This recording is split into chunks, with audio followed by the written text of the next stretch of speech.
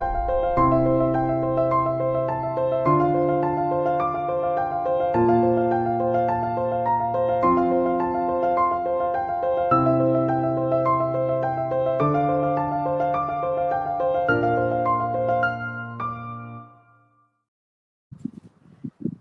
morning and happy Moon Day, everyone. How's everybody doing in the aftermath of this powerful partial solar eclipse? I hope you're doing well. As you can see, I'm outside in nature, and a dear friend allowed me to utilize her Wi-Fi because for the fifth time, maybe the sixth even, I have a scheduled power outage at my place. And I do have to laugh because Uranus was conjoined with this eclipse, and that is providing electrical stuff, excitability, shocks, surprises. It's a fresh new beginning, so perhaps you're finding that there's a fresh new beginning in an area that you didn't expect, or that unexpected things have been happening. And the chaos continues to reign through our lives, but remember, the creative process is chaotic. That's its MO. So, and we are creating a new world beginning in our consciousness. So, as always, there's some big news today, and then, we'll go through what's happening this week as I tune you into the moon a bit. The big news is that we are still sailing on this solar eclipse energy, and so we're going to begin with what we always begin with, the heart drop. And we're going to add something new today, and that's going to be the part of the golden drop meditation that will activate our pineal gland so that we will have the pineal and the heart in coherence.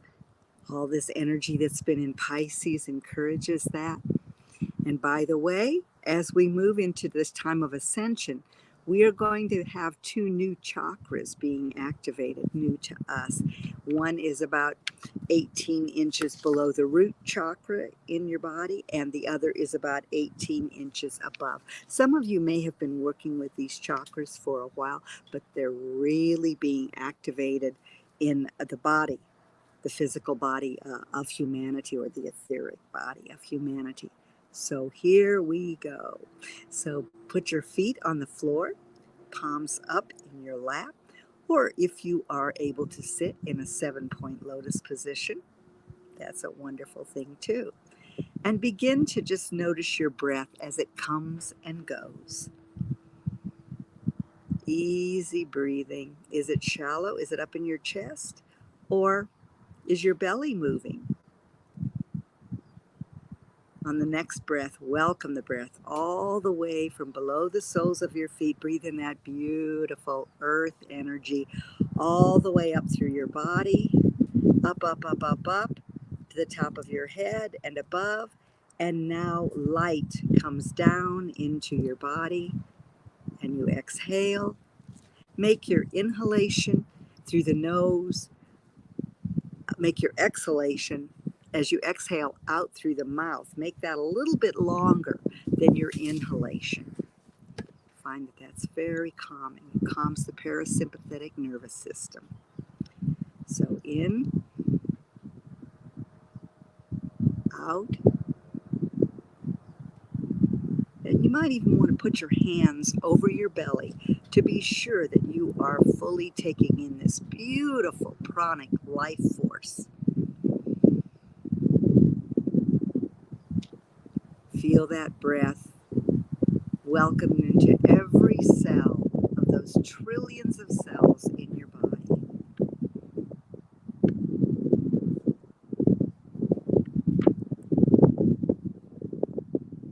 See the colors of the earth wafting up through your body. The coppers, the bronzes, all the beautiful colors of the earth.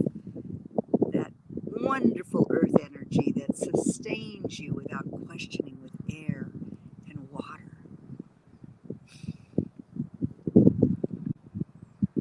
Good. Now on the next breath, all the way up, inhale, and as you exhale, see the energy of any monkey mind energy, any mental energy drop from your head, behind your facial mask, through your throat, and down into your heart. And put your hands on your heart if that helps.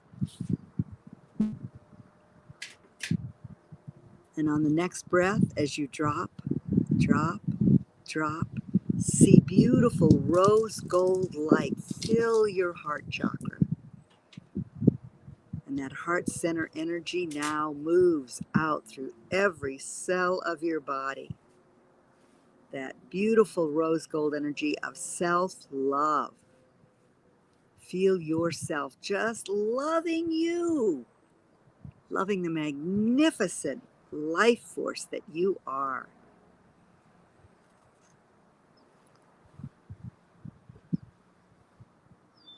And now on the next breath, we're going to inhale to about 18 inches above our head, and there is a big drop of beautiful white light that now comes down through the center of your head, center of the brain, and it splashes, that liquid light splashes from your pineal gland in the center of your brain onto the back of your third eye. And the liquid light begins to move down, down, coming to land and join the light in your heart.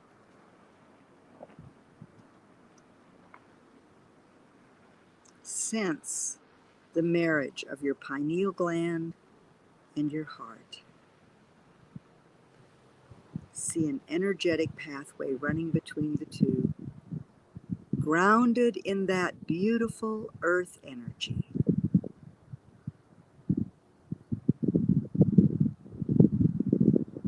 And now that energy, that beautiful light, moves outward through your skin, filling your auric field. And you are surrounded and filled with self-loving, heart-centered, spirit-connected light.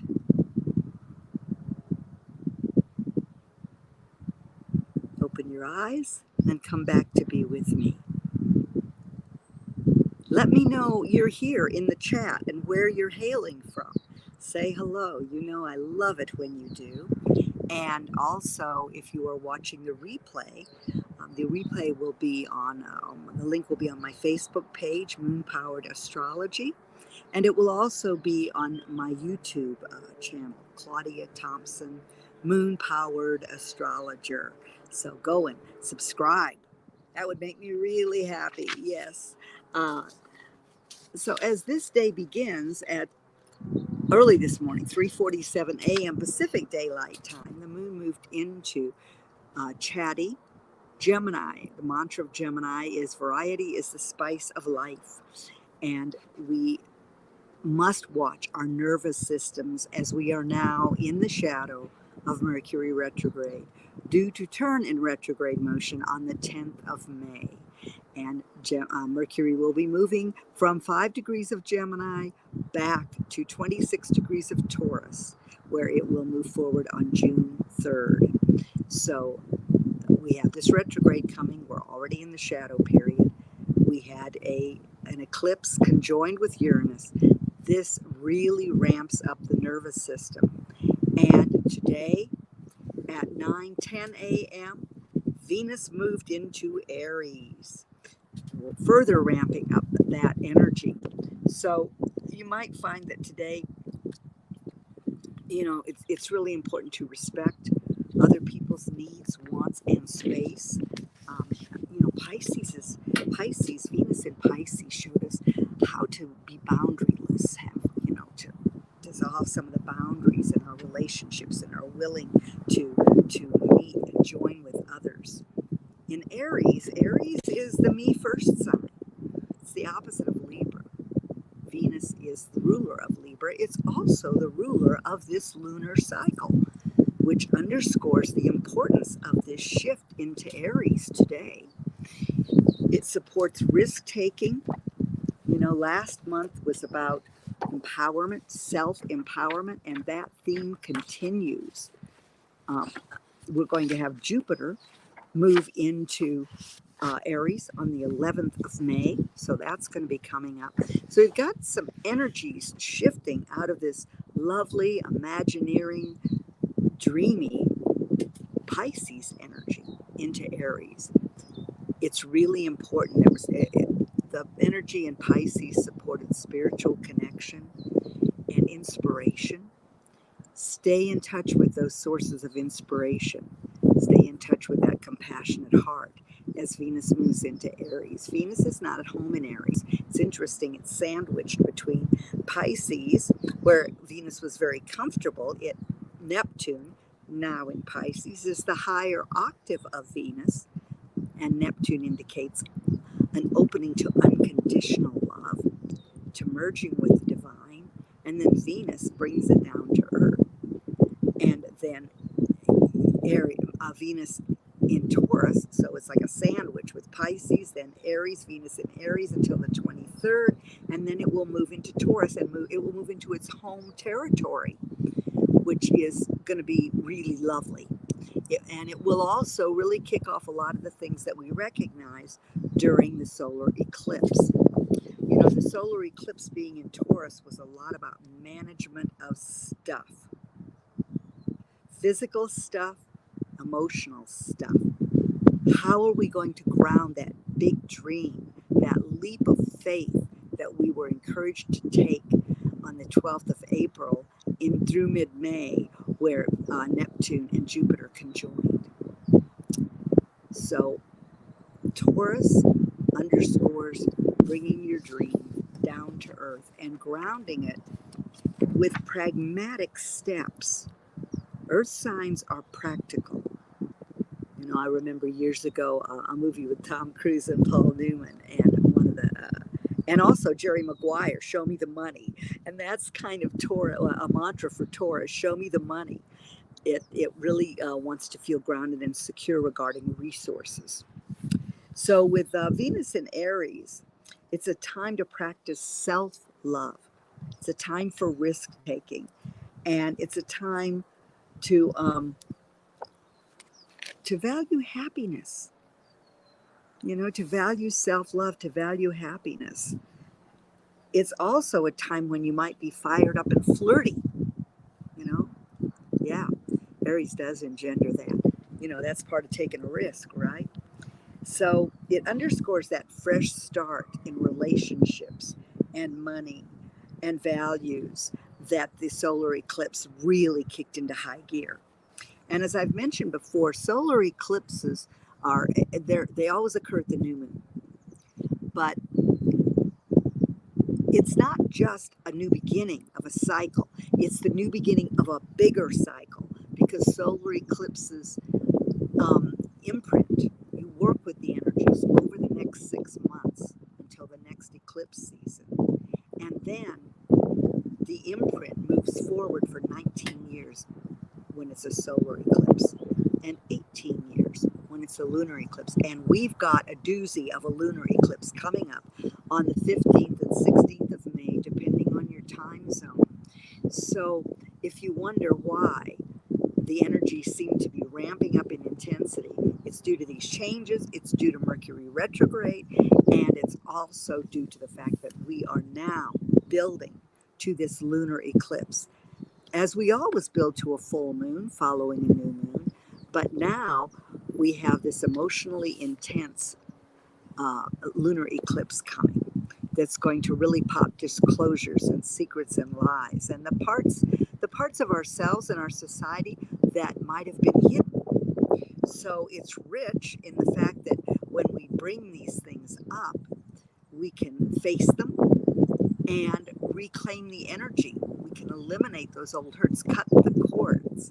And I've mentioned before about you calling on Archangel Michael to help you cut those cords with his flaming sword and allow that energy to just be released, the energy of old hurts, old wounds, old patterns that sabotage that vision, that dream, that plan that you have for your life now in 2022 and moving forward as we move forward into a new way of being on this planet and a new dimension. these chakras that I mentioned are connected to the fact that we're entering, that we are in ascension time.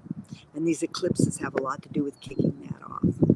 I don't know if you remember, but we had 7 full moons in a row aligned with the galactic center.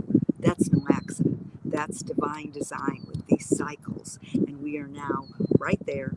And so galactic communication is quite possible. So we're going to have this Mercury retrograde encouraging us to bring the divine into our conversations with each other, to recognize as we talk and listen, communicate, and learn that we are each a keeper of the flame of that Buddha, Christed light within us. And if we can recognize that in each other and drop into our hearts, the heart drop, and the pineal connection going to be very useful while Venus is in Aries and as more and more energy moves into Aries, so that you really are able to be a warrior for love, a warrior for compassion, because Aries definitely has that warrior energy about it. It's time to put your dreams into motion. That's what Venus in Aries is telling you. And it's a time also to take the opportunity to establish healthy boundaries. So as we're in shadow with Gemini, recognizing what you want and need in relationships and being clear about that in a loving manner, so that this helps you establish healthier boundaries. So once it moves into Taurus, you're going to find yourself on more solid ground. But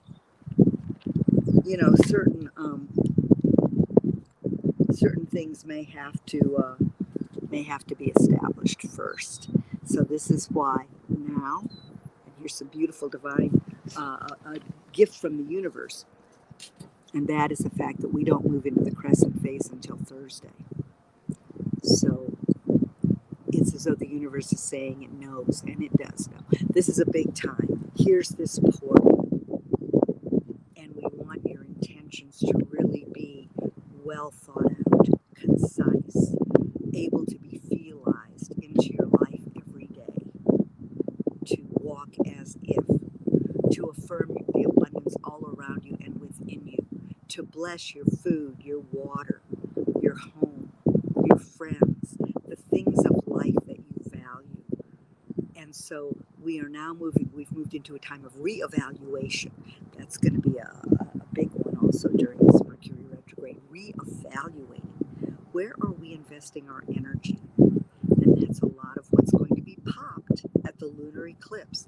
Are you aligned in your actions, in your exertions of energy, with your new moon intentions, with what you want to manifest in this world? Or are you not? Is your energy invested and sabotaged emotionally with old programs, habits, and patterns? So we're in it, but I want you to really keep track of your ahas. This conjoining with Uranus engenders ahas. And on May 4th, which is on Wednesday, the Sun and Uranus are going to join each other in Taurus.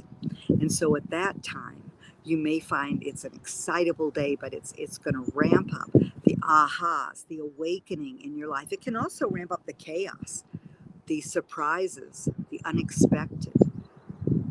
So breathing is super, super important. I'm so sorry. Elisha's telling me it's really hard to hear me. So I'm going to lean in and hope that helps.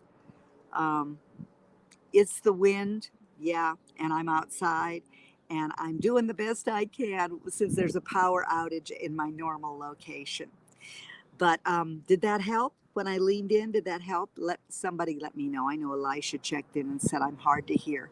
There's also traffic in the distance. So, bear with me. This is, to me, having an Aquarius Sun, Venus, Mercury, and Vesta all in Aquarius, and Saturn transiting to boot.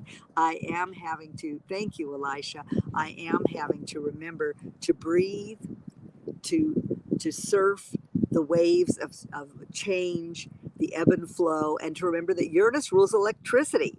So and it rules Aquarius. So I've had electrical outages with this square that's going on. So let's boogie through the week a little bit and see what's coming up.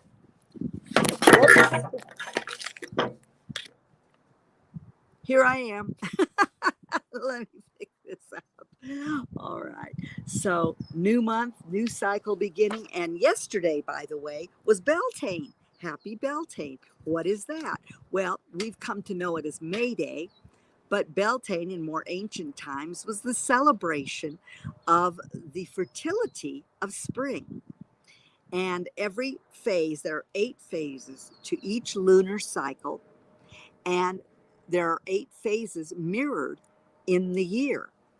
So I call it the natural calendar, the natural year.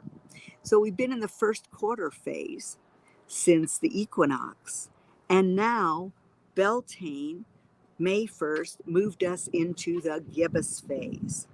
The summer solstice in Cancer always is analogous to the full moon of the year.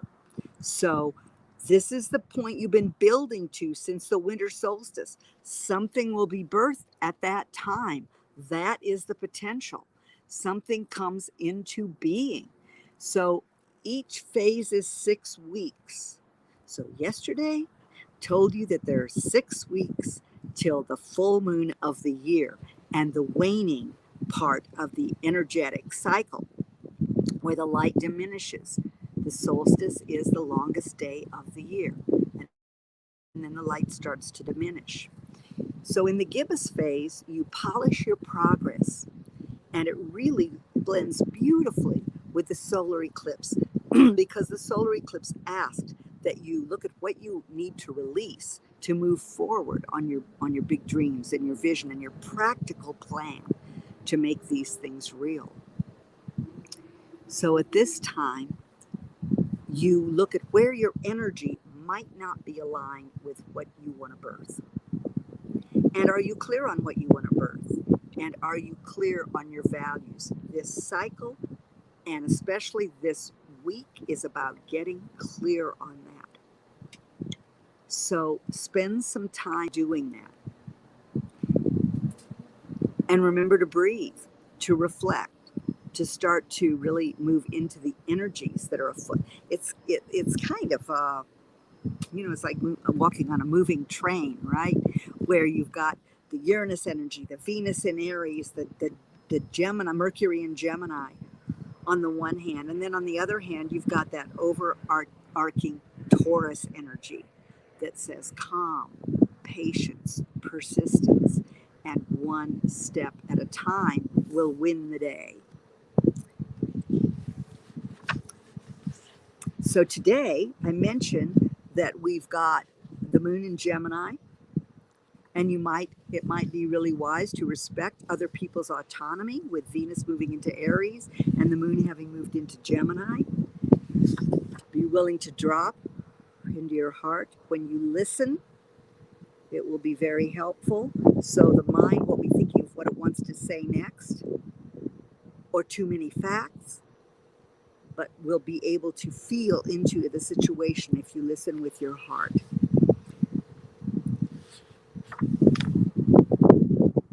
So issues may gain momentum throughout the day, and the deeper motivations and deeper fears could be revealed as you move into the later part of the day and the evening. And tomorrow,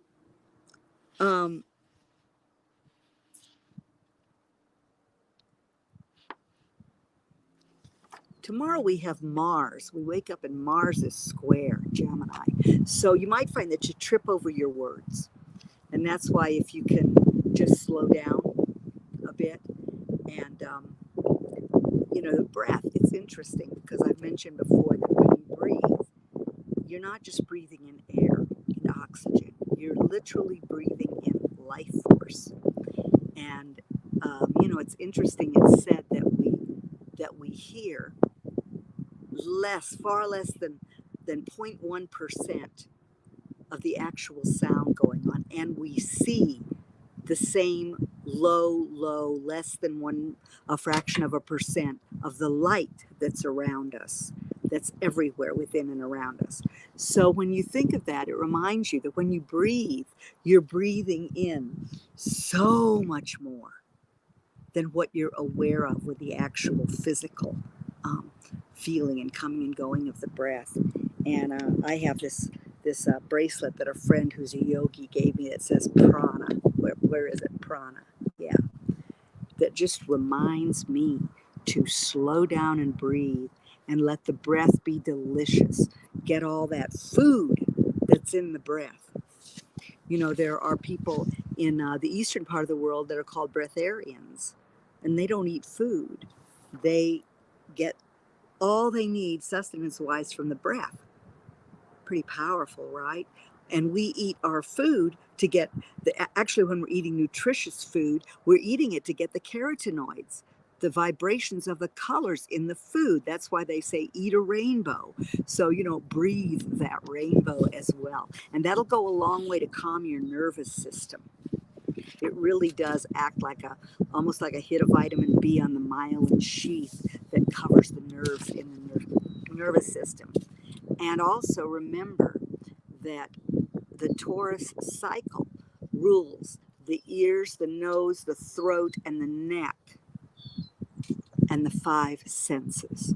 So getting out in nature to ground every day. And I don't know about you, but I find that it just changes my whole vibration, my whole frequency shifts when I step into nature. It's better than any drug I can imagine. Yeah. So, on Tuesday night, you might find that you're more willing to release some old ways. And as you move through this new moon post eclipse intention setting time, you know, coming up with the things that sabotage you, where you continually get in your way. I know for me, one of my intentions is to clear my storage bin. I have a storage bin from a house that I sold, and I don't even know what's in it anymore. But the downside of Taurus is hoarding. And, you know, there's that show on television, Hoarders. So it doesn't mean that it has to be to that point. But we look at in our lives where we don't release the past because it's indicated by the way we hang on to stuff. So this whole cycle, we're going to get to look at, as I mentioned earlier, managing our stuff physically, emotionally, and mentally. We're going to get to look at all of that. And so the more that you can cut those cords, it all begins with awareness. So the more you can become aware, the farther along the path you're going to be. And you know, I know Venus in Aries says I have to do it myself, but moving into putting it out there, being open to receiving what and who you need as far as help and assistance goes can be really, really important. You'd be on a planet with your name on it if you were meant to do it all yourself. On Wednesday, as I mentioned, the Sun and Uranus conjoin. And so you might find that something unpredictable happens. And just remember, process rather than pinpoint. Allow your process step by step. Drop into your heart. Be present, because this can be very what I call jiggity energy. I have found that sometimes it's just really jiggity energy. So I need to have my calendar and my focus and breathe and become present, because this Mercury in Gemini and the moon in Gemini can be really head-oriented energy. Lots of thinkity thing, lots of monkey mind stuff. And on Thursday at 2:53 p.m. Pacific Daylight Time, we move into the crescent phase. And the crescent phase is the phase where we mobilize our resources. We get what we need in order to move forward on our intentions if we haven't already. It's also the time that we often struggle away from the inertia of the past. So insights and triggers around old patterns and old programs, places of intractability can come up so that we can see what's holding us back. and also getting clear on the steps we need to take. What do we need to get in order to take this step? And then the next step. I've been sorting, right? So getting the boxes, bringing the boxes in from the car, setting them up, noting what I want to put in each one. It's really good to allow yourself to slow your mental processes down. After all, life goes by like a strobe light in a minute, and you don't want to miss a thing. You want to be as present as possible. So it could be a really boisterous day, and focused on emotional security as the moon moves into Cancer late at night. Late at night. So actually, that's 11:05 p.m. Pacific Daylight Time. So when you wake up Friday morning, the moon will be in Cancer, and there will be that's quite a shift from Gemini to Cancer, lunar energy speaking, because it moves out of air and the mind, mental pursuits, into the sign of water. And Cancer has to do with the inner child, the mother in all of us, and emotional security. So it's going to be in an aspect that supports what you're going to do on the physical plane, that pragmatic plan to create more emotional security. And it reminds you also to lighten up, take that lighter energy of the Gemini moon and carry it on into the Cancer moon sign, because Cancer can become serious, and it really is super creative energy. It's the energy of birth and play. So as we move to the end of the week, we find on Saturday that it's a great day to get out in the garden or take a walk. And in the afternoon, because we're going to be encouraged to play. So that word comes up more. Fun, play, Leo words. As at 11:50 a.m. on Saturday, the moon moves into Leo. Heart-centered, passionate, charismatic Leo, reminding you to look at your intentions and how you're going to shine through that plan. How the purpose or the vibration that you came to shine out into the world, how you're going to put that into your plan, how that augments and inspires and elevates your dream as you bring it into reality. And on Sunday, you might find that your own needs can predominate. So watch out for negative selfishness. This whole cycle with Venus in Aries, it's going to engender some selfishness, but that doesn't have to be bad. We've given selfishness a bad connotation. But if we don't have good boundaries, if we don't have healthy boundaries, if we don't know what's ours and what's somebody else's stuff, then this can be something that gets in our way and prevents us from having great connections. And Leo is also about romance, wants romantic connection. So you might find that Sunday morning has a little bit of that in it too, especially with this flirty energy that's now in Aries, with Venus in Aries. So on Sunday, Chiron is a player.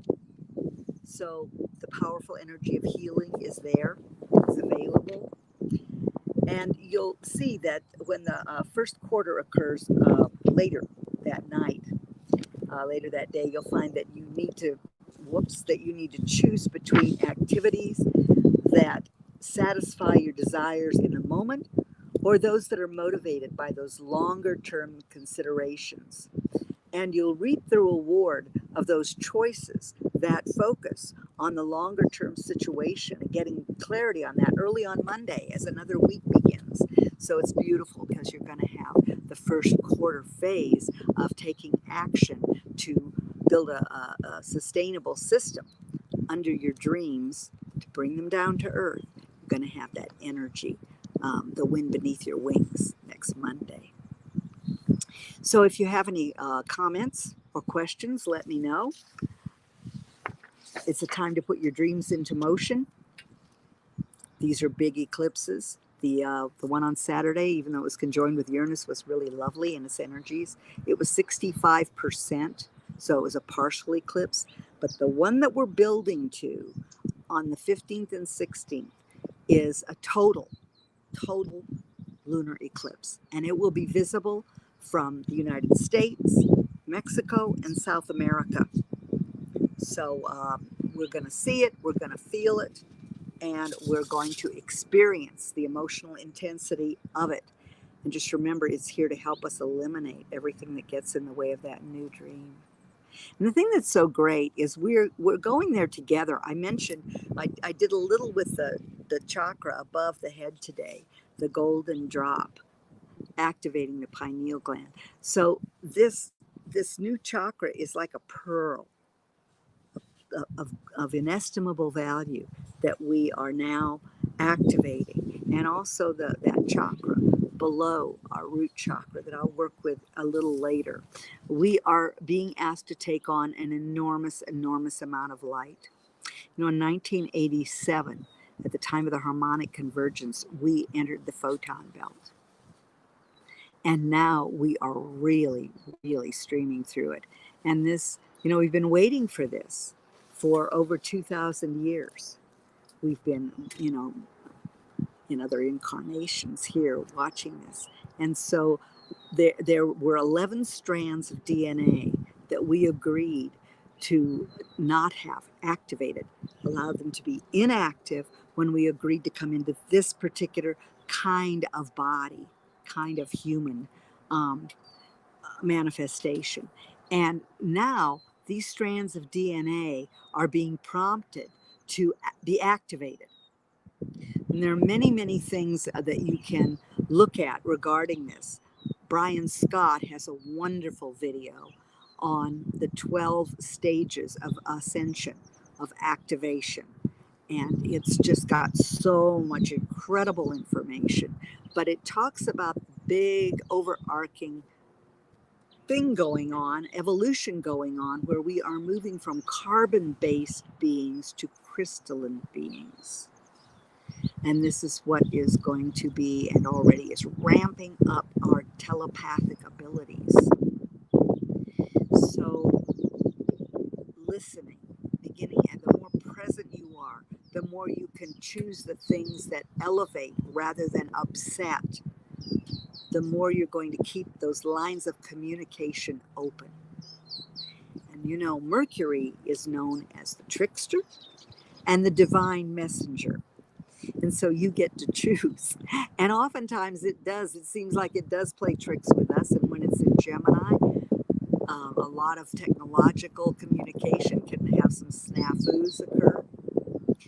But I just want you to keep in mind that the opportunity is bigger and higher than it's ever been to bring in those other energies, which is why that activation of the pineal and melding it, you know, getting that energy running between the heart and the pineal while grounded with earth, beautiful earth energy, is so valuable right now. You know, this is the challenge, is more and more energy moves out of Pisces. Neptune is going to stay there, but Jupiter's going to move into Aries, and it'll be there for 7. It'll be there for a long time, and I'll be giving you those exact dates. It will really bring an extra level to the fresh start that's going on, and it will encourage us to take some risks, to take that quantum leap of faith. So I want to see what else I have for you today.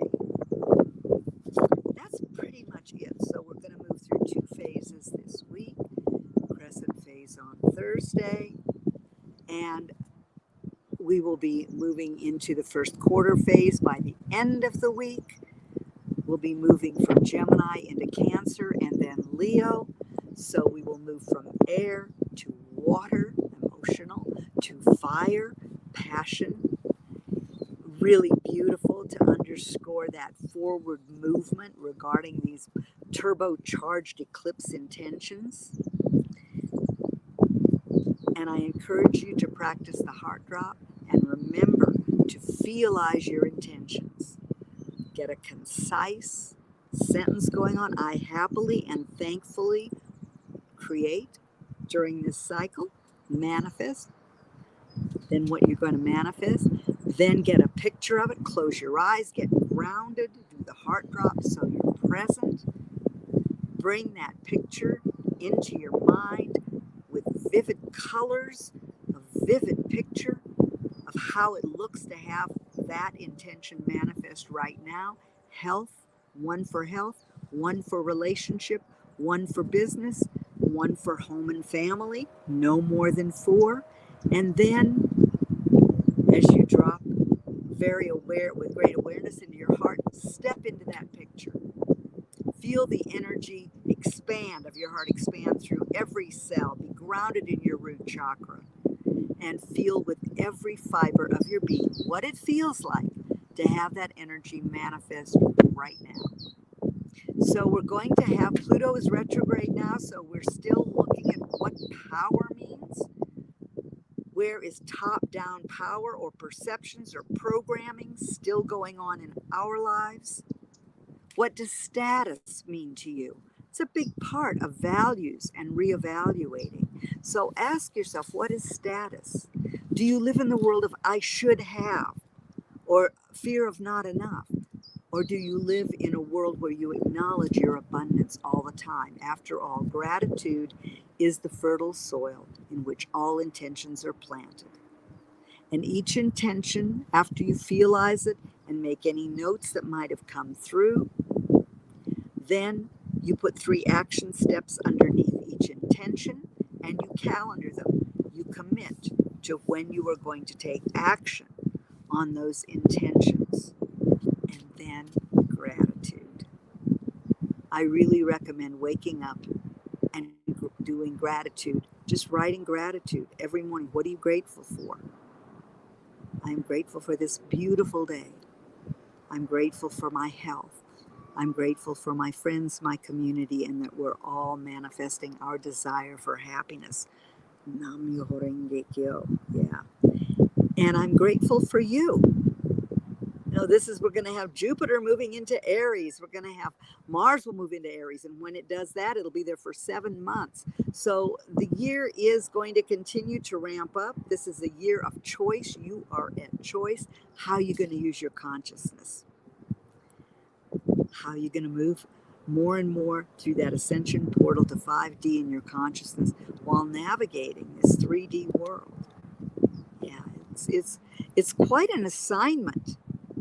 Quite an agreement to be here at this time in these exciting times as the light that you are. And again, you're being encouraged to take in more light. It's happening. There's really no choice about it. With the photon belt, the ramped up mass coronal ejections coming from the sun, more and more light. So dance in the light that you are. Book a session with me. It's a great time to do it as we ride on these eclipse energies that are going to imprint for 19 years in the solar and 18 years in the lunar. These are the overarching energies for this year, for this time, and moving forward into this new time of new earth. I wish you a wonderful, wonderful week. And now, as always, I love you to the moon and way beyond.